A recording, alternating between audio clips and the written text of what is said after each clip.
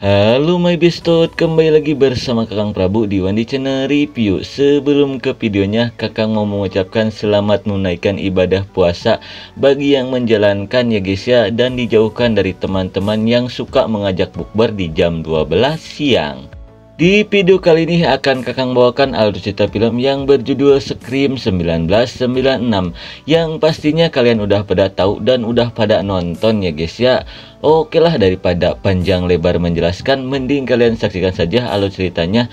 Tapi jika kalian suka dengan video ini, silahkan hidupkan tombol subscribe-nya dan aktifkan lonceng notifikasinya agar tidak ketinggalan video terbaru dari channel ini.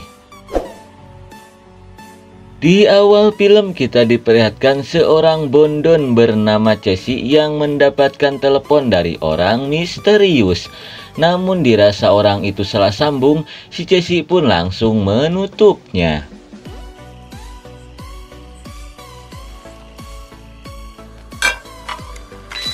Tidak lama kemudian dia pun mendapatkan telepon dari orang itu lagi. Kemudian orang itu pun berkata bahwa dia ingin tahu siapa nama orang yang sedang dia lihat. Mendengar hal itu, jelas saja si Casey pun langsung ketakutan dan mengunci semua pintu rumahnya lalu menutup telepon dari orang itu.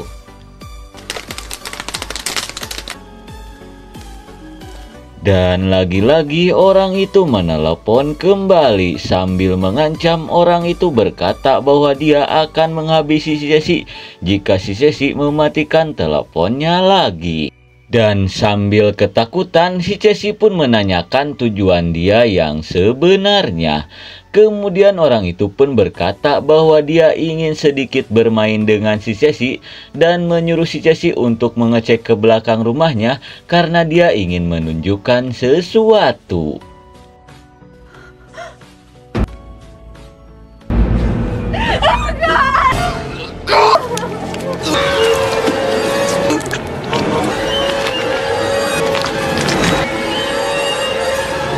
Betapa syoknya si Casey setelah melihat ayangnya sudah modar mengenaskan. Di tengah ketakutan, dia pun berniat untuk keluar untuk meminta bantuan.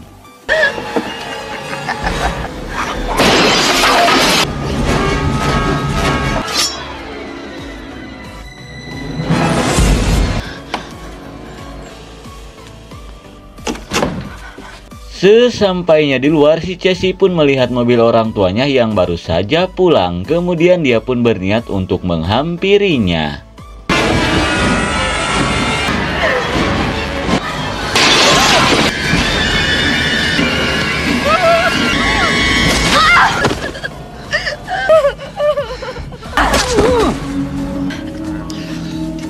Lalu kita dialihkan ke orang tuanya si Casey yang baru saja pulang. Mereka pun belum menyadari apa yang sudah terjadi ke anaknya.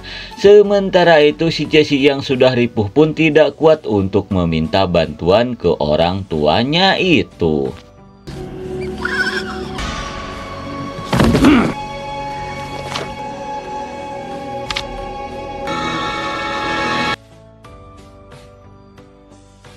Sesampainya di dalam, mereka pun kaget setelah melihat rumahnya yang sudah berantakan. Takut terjadi apa-apa dengan anaknya, Mang Cecep pun menyuruh istrinya untuk pergi meminta bantuan. Call the police.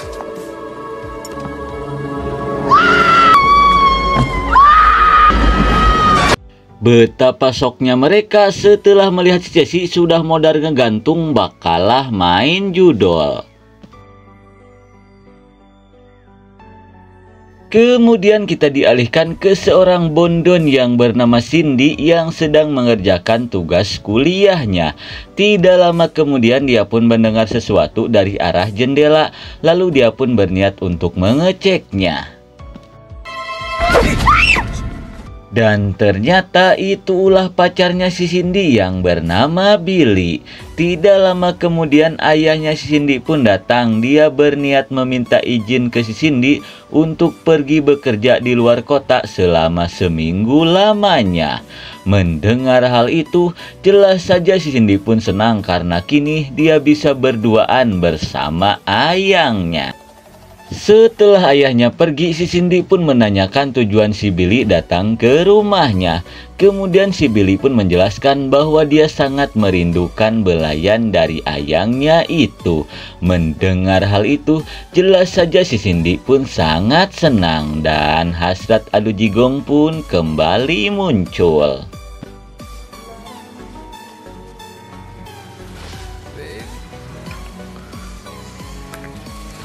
Namun saat si Billy akan mengkorobetnya, untung saja si Cindy masih kuat iman. Kemudian si Cindy pun menyuruh si Billy untuk pulang saja.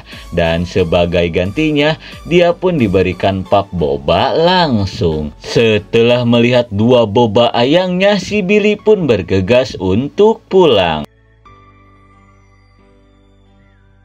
Kemudian kita pun diperlihatkan ke sekolahannya si Sydney yang sangat ramai sekali para wartawan dan tim kepolisian akibat kasus pembunuhannya si Casey. Sementara itu si Sydney yang merasa kebingungan pun bertanya ke temannya yang bernama Tatum apa yang sebenarnya sudah terjadi. Kemudian si Tatum pun menceritakan bahwa si Casey dan pacarnya sudah modar dihabisi oleh psikopat bertopeng di rumahnya sendiri.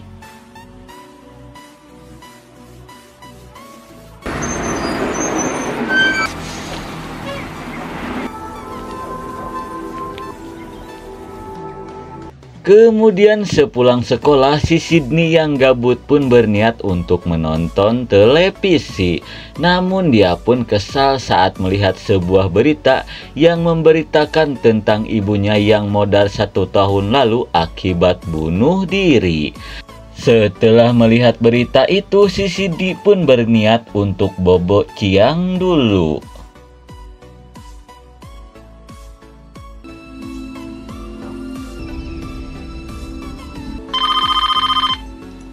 Singkat waktu di malam harinya, si Sydney pun terbangunkan oleh telepon dari seseorang yang meminta si Sydney untuk pergi ke depan rumahnya karena dia sedang menunggunya di sana.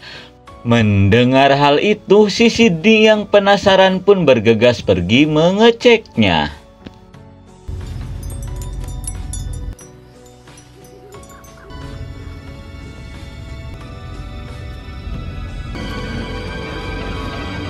Namun tidak ada orang di luaran sana. Dirasa ini prank dari teman-temannya, si Sydney pun berniat untuk masuk. Namun dia pun kaget saat mendengar ancaman bahwa orang itu akan menghabisinya seperti dia menghabisi ibunya. Jelas saja si Sydney yang ketakutan pun bergegas untuk masuk.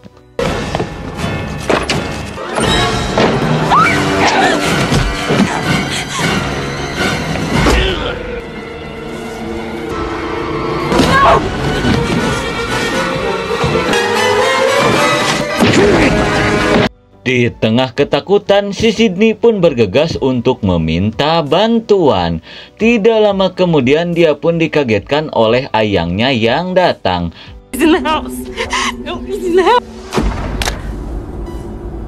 Namun si Sydney pun kaget setelah melihat sebuah handphone jadul yang jatuh dari sakunya si Billy.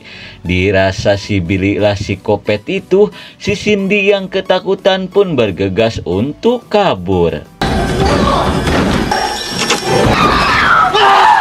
Dan untungnya para polisi pun keburu datang dan langsung menangkap si Billy. Hingga akhirnya si Sydney pun berhasil diselamatkan. Sesampainya di kantor polisi, si Billy pun menjelaskan bahwa bukan dialah psikopat itu. Dia pun meminta ke si sheriff untuk membebaskannya. Namun karena data belum cukup, dengan terpaksa si Billy pun harus ditahan terlebih dahulu. Sementara itu si Sydney yang masih termak pun diajak pulang oleh si Tatum ke rumahnya. Kemudian si Tatum pun meminta si Sheriff Dwi yang tidak lain adalah kakaknya sendiri untuk mengantarkannya pulang. Kemudian sesampainya di rumah si Tatum, melihat si Cindy yang masih ketakutan, si Tatum dan si Dwi pun mencoba untuk menenangkannya. Tidak lama kemudian ibunya si Tatum pun datang dan berkata bahwa ada telepon untuk si Sydney. Dirasa itu ayahnya, si Sydney pun bergegas untuk mengangkatnya. Namun betapa kagetnya si Sydney setelah tahu yang menelepon itu adalah si Kopet bertopeng. Lalu si Kopet bertopeng itu pun berkata bahwa si Sydney telah menangkap orang yang salah. Kemudian dia pun berjanji bahwa akan kembali lagi untuk menghabisi si Sydney. Setelah mengatakan itu, si Kopet bertopeng pun langsung menutup teleponnya. Singkat waktu di keesokan harinya, si Dwi pun mengatakan bahwa si Billy sudah dibebaskan oleh pihak kepolisian karena terbukti tidak bersalah. Lalu saat di sekolah, si Sydney pun tanpa disengaja bertemu dengan si Billy. Kemudian si Billy pun menjelaskan bahwa bukan dialah si Kopet bertopeng itu. Namun si Sydney yang masih merasakan trauma menolak untuk membahasnya dan memutuskan untuk pergi meninggalkan si Billy. Tidak lama kemudian, saat si Sydney berniat ngecewer di sebuah toilet pun mendengar sesuatu.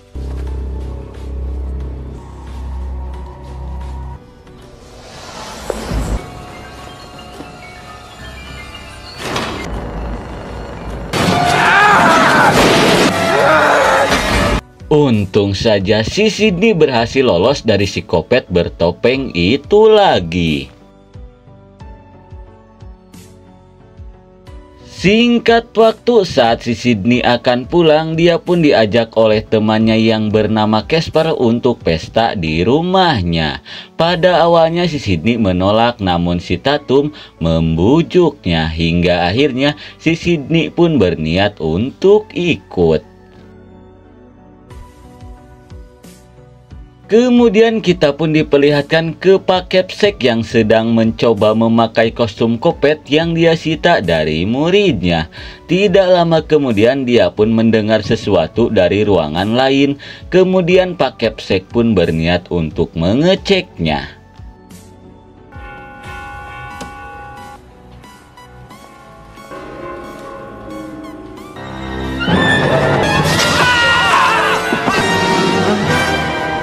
Naas sekali, Pak Capsek pun harus pergi ke alam baka setelah dicucuk oleh si Kopet bertopeng. Lalu kita dialihkan ke Serif Botak yang menyuruh si Dwi untuk menjaga si Sydney karena dia yakin si Kopet bertopeng masih mengincar si Sydney. Mendengar perintah dari atasannya, jelas saja si Dwi yang kebelet naik jabatan pun langsung menurutinya. Singkat waktu di malam harinya, si Dwi pun mengantarkan si Tatum dan si Sydney ke rumahnya si Casper untuk berpesta. Tidak lama kemudian wartawan kepo pun datang ke pesta itu untuk mencari berita. Tidak lama kemudian si Dwi pun menghampiri si wartawan itu. Melihat si Dwi yang sedang berjaga sendirian, si wartawan yang bernama Kokom pun meminta izin ke si Dwi untuk menemaninya. Jelas saja si Dwi yang sepertinya lope ke si Kokom pun mengizinkan si Kokom. Lalu kita dialihkan ke si Tatum yang berniat pergi ke basement untuk mengambil minuman liar.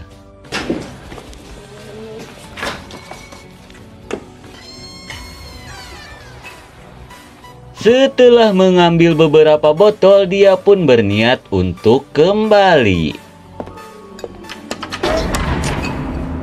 Dirasa pintu itu terkunci, si Tatum pun berniat keluar melewati pintu garasi.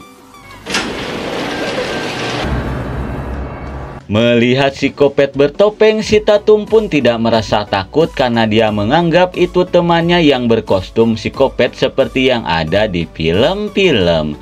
Namun tiba-tiba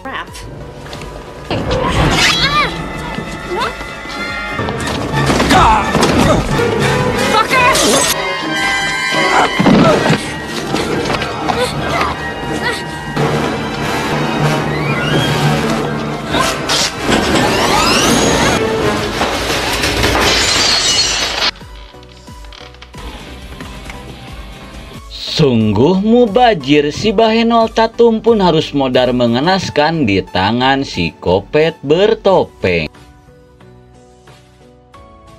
Kemudian kita dialihkan ke si Sidi yang sedang mencari keberadaannya si Tatum. Tidak lama kemudian dia pun didatangi oleh si Billy. Lalu si Billy pun mengajak si Sydney untuk berbicara agar dia bisa memperbaiki hubungan mereka.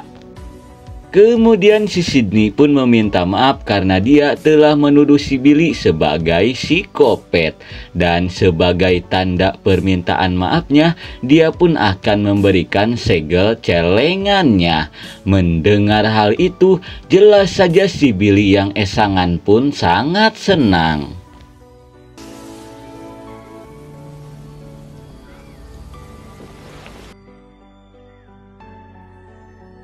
Lalu kita dialihkan ke teman-temannya si Sydney yang sedang asik menonton film Psikopat.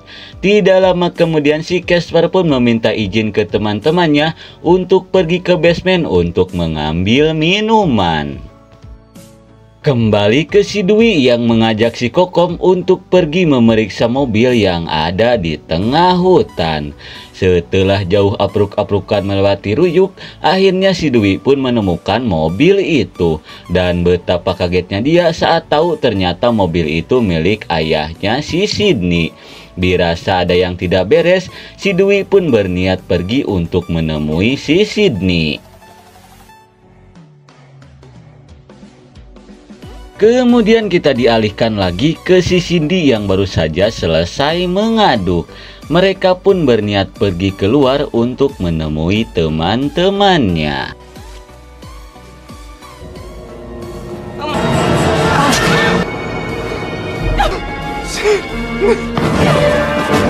Melihat si Billy dicucuk oleh si Kopet bertopeng, jelas saja si Sydney yang ketakutan pun langsung kabur.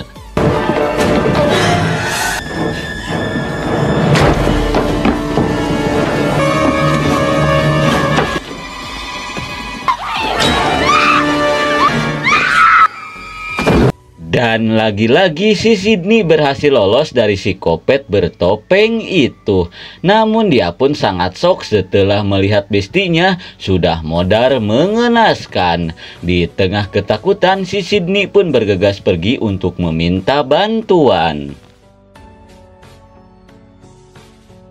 Tidak lama kemudian si Sydney pun berniat meminta bantuan ke si Kenny. Lalu si Kenny pun berniat untuk mengeceknya. Namun tiba-tiba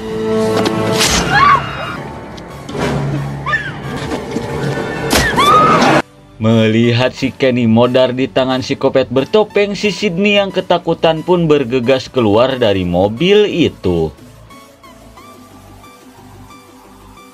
Kembali ke si Dwi dan si Kokom yang baru saja sampai. Kemudian si Dwi pun berniat masuk ke dalam rumah untuk menemui si Sydney. Sementara itu si Kokom berniat mengecek keadaan si Kenny.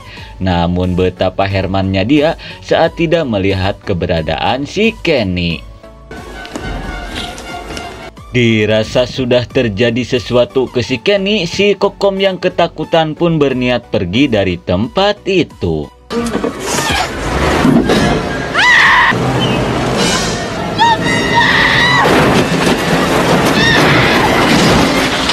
Akibat ada si Sydney di tengah jalan, mobil si Kokom pun harus nyukruk dan menabrak pohon petai. Melihat si Kokom yang nyukruk, si Sydney pun bergegas pergi untuk mencari keberadaan si Dwi.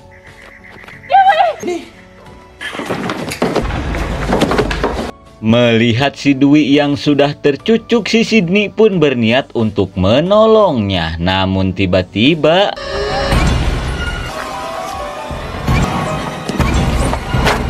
melihat si Kopet bertopeng yang muncul, si Sydney pun berniat pergi menggunakan mobilnya si Dwi. Namun sueknya kunci mobil itu sudah di tangan si Kopet bertopeng.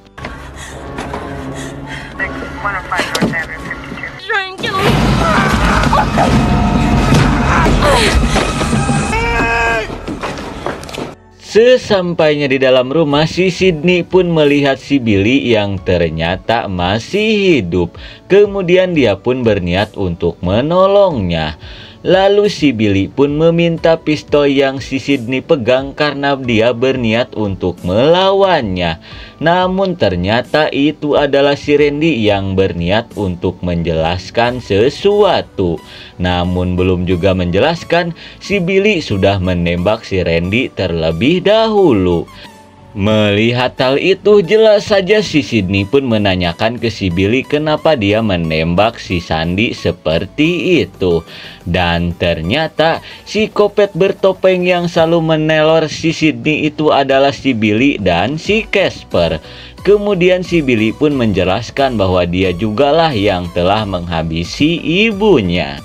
Mendengar hal itu, jelas saja si Sydney pun sangat shock, apalagi dia sudah memberikan segel celengannya ke si Billy. Lalu si Sydney pun menanyakan alasan mereka yang menjadi si kopet. Kemudian si Billy pun menjelaskan ini disebabkan oleh ibunya si Sydney yang berselingkuh dengan ayahnya. Hingga akhirnya ibunya pergi meninggalkan dirinya. Dan sejak saat itulah dia bersumpah akan menghabisi si Sydney dan orang-orang terdekatnya. Dan rencana itu dibantu oleh si Casper yang bercita-cita menjadi si kopet. Lalu si Casper pun berniat menunjukkan sesuatu ke si Sydney. Attention. Oh, Daddy! Whoa, hold it.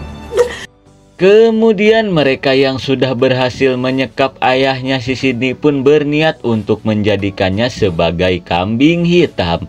Seolah-olah ayahnya si Sydney lah si kopet itu. Dan sebelum menghabisi si Sydney, mereka pun berniat untuk melakukan sesuatu. Yeah.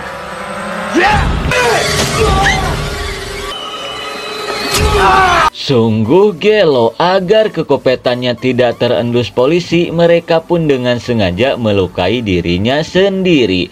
Seolah-olah merekalah yang menjadi korban si kopet itu. Setelah melakukan itu, si Billy pun menyuruh si Casper untuk menembak si Sydney. Namun si Casper pun merasa bingung karena pistol yang dia simpan tiba-tiba menghilang. Dan ternyata pistol itu keburu diambil oleh si Kokom. Kemudian si Kokom pun berniat untuk menghabisi si Billy dan si Casper. Setelah berhasil membuat si Kokom pingsan, si Billy pun berniat untuk menghabisinya. Namun aksinya itu harus terhenti saat si Casper memberitahukannya bahwa si Sydney berhasil kabur. Mendengar hal itu, si Billy yang kesal pun bergegas untuk mencari keberadaan si Sydney.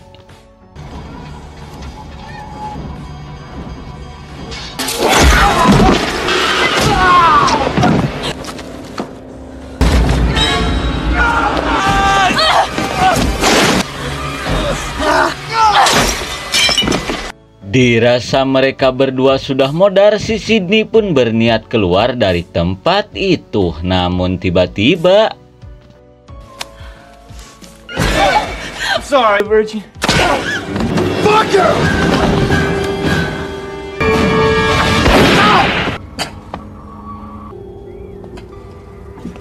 Tepat pada waktunya, di saat si Billy kopet akan menghabisi si Sydney, untung saja si Kokom datang dan langsung menembaknya. Namun si Sydney yang tahu si kopet mah kuat pun berniat untuk memeriksanya. Setelah benar-benar menghabisi si Billy, si Sydney pun bergegas untuk menyelamatkan ayahnya.